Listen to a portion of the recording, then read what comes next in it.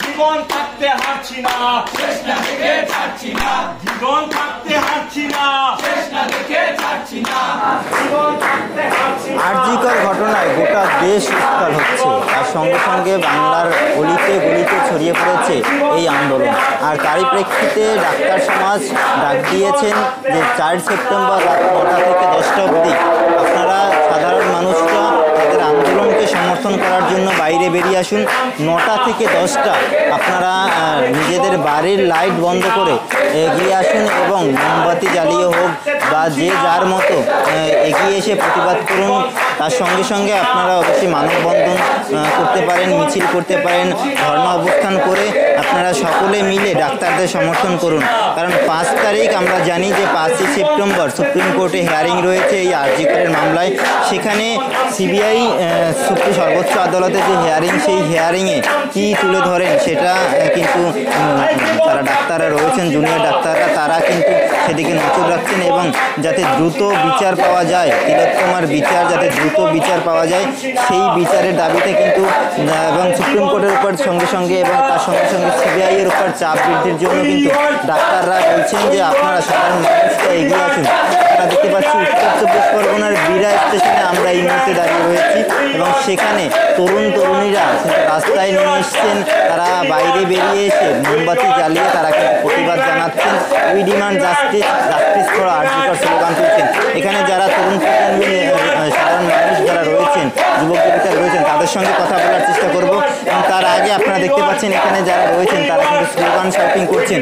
আমরা কয়েকজনের সঙ্গে কথা বলবো। প্রথমেই আপনার সঙ্গে কথা বলবো যে আজকে ডাক্তাররা দাবি জানিয়েছেন যে সাধারণ মানুষ যাতে বেরিয়ে আসা হয়, আপনারাও নতুন প্রজন্ম যারা আছেন তারা বেরিয়ে এসেছেন, কি বলবেন এটা? অবশ্যই এটাকে সাধুবাদ জানানো উচিত এটা, এবং আগামীকাল সুপ্রিম কোর্টে যে বিচারের দিন, তাতে আমি মনে হয় যে সবাইকে জাতি ধর্ম নির্বিশেষে এটাকে যেটা পলিটিক্যাল এজেন্ডা করা হচ্ছে, ছাত্র সমাজ হিসাবে আমাদের এটা অঙ্গীকারবদ্ধ। শুধু ডাক্তাররা নয়, সব সমাজের সর্বোপরি সবাই এতে পার্টিসিপেট করা উচিত, কারণ এটা মানবিকতার অঙ্গীকার, কোনো পাশবিকতার নয়, কোনো আমাদের মানে এই লড়াই কোনো রাজনৈতিক দলের বিরুদ্ধে নয়, আমাদের তিলোত্তমার বিচারার্থে।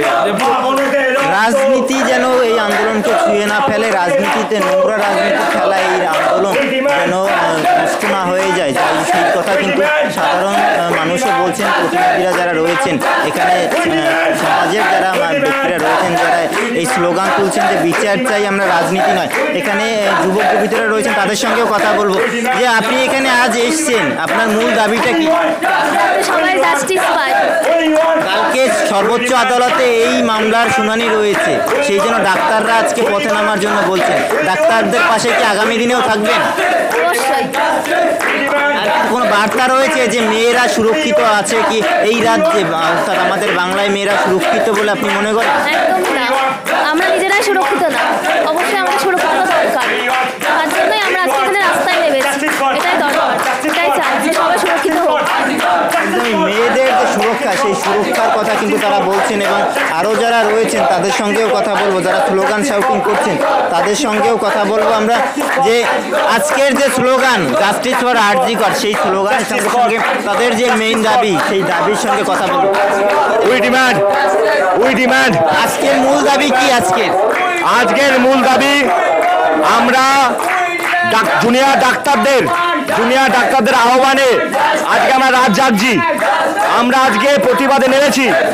আমরা 14 তারিখ থেকে প্রতিবাদ শুরু করেছি। এই প্রতিবাদ চলতে থাকবে, এই প্রতিবাদ থামবে না কোনোভাবেই। দোষীদের দৃষ্টান্তমূলক শাস্তি না হওয়া পর্যন্ত আমরা রাস্তায় থাকবো, এই লড়াই চলতে থাকবে। 14 তারিখ যা নারীরা রাত দখল করেছিল, আজ ছেলে মেয়ে সকলে রাস্তায় নেমে এসছে। এটা সবার লড়াই, এই লড়াইটা সবার। তিলোত্তমা নিজের প্রাণ দিয়ে এই ভেঙে যাওয়া শিরদাঁড়াগুলোকে জাগিয়ে দিয়ে গেছে। এই লড়াই সবার, এই লড়াই প্রত্যেকটা মা বাবার, প্রত্যেকটা পুরুষের, সবার, প্রত্যেকটা প্রেমিকের, প্রত্যেকটা বাবার, প্রত্যেকটা সন্তানের, সবার লড়াই। আমরা চাই এই লড়াইয়ের শেষ অবধি যেন সবাই থাকে, আর দোষীদের কঠোর শাস্তি হওয়া না হওয়া পর্যন্ত এই লড়াই দিকে দিকে ছড়িয়ে পড়ুক। একদমই, যে আন্দোলন 14 তারিখ শুরু হয়েছিল মেয়েদের রাত দখল দিয়ে, অর্থাৎ 14 তারিখ বলতে বৃহত্তর যে আন্দোলনের সূত্রপাত হয়েছিল, তার সঙ্গে দেখেছি যে সাধারণ মানুষ কিন্তু আরও প্রতিদিন এই আন্দোলনের সঙ্গে যুক্ত হচ্ছেন এবং ডাক্তাররা যে অনুরোধ করেছেন সাধারণ মানুষের জন্য সেই অনুরোধে কিন্তু সাড়া দিয়ে উত্তর চব্বিশ পরগনার অশোকনগর থানার বীরা স্টেশনের বা বীরা সংলগ্ন এলাকার মানুষও তারাও কিন্তু রাস্তায় নেমেছেন। ক্যামেরায় মাইকেল বিশ্বাসের সঙ্গে দুর্জয় রিপোর্ট IN নিউজ।